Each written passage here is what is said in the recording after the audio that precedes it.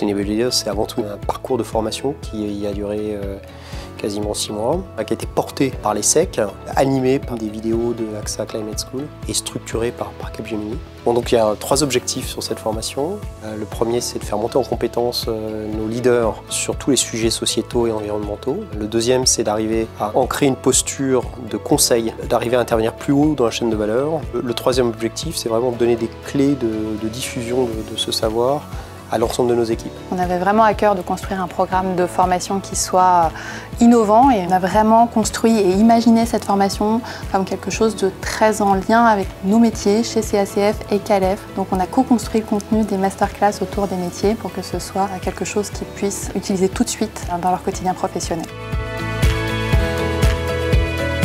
On a choisi Capgemini Invent pour plusieurs raisons. Sur la partie sustainability, on a été surpris par leur expertise et également par l'engagement des équipes qui ont des convictions fortes sur ces sujets. La sensibilisation, l'information, la formation des dirigeants, c'est la première étape nécessaire pour ensuite mettre en place la conduite du changement, mobiliser l'ensemble des équipes. On a vraiment besoin que les dirigeants s'emparent de ces sujets, qu'ils les prennent au sérieux et qu'ils aient envie ensuite d'entraîner tout le monde. Ça fait 3 ans qu'on travaille avec Capgemini. On a développé une expertise qu'on a déployée pour le Crédit Agricole et qui ont pour but justement à chaque fois d'arriver à associer ces différentes compétences, la connaissance académique d'une part, qui sont vraiment indispensables sur ces sujets-là, et puis d'autre part des connaissances sur la pratique, notamment la pratique de transformation des organisations.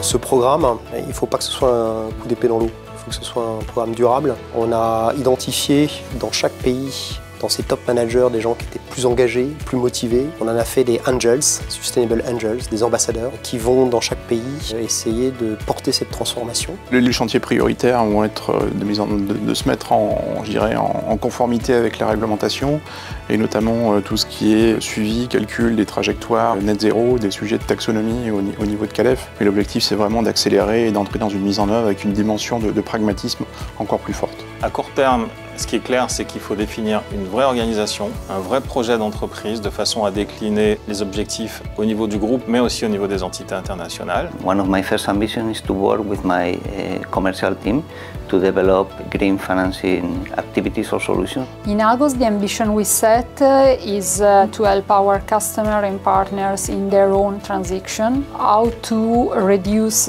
Argos' environmental impact and how to improve our social community impact. Cette formation, elle sera efficace, elle sera pleine de succès si effectivement cette urgence à innover, cette urgence à bouger est présente dans l'entreprise.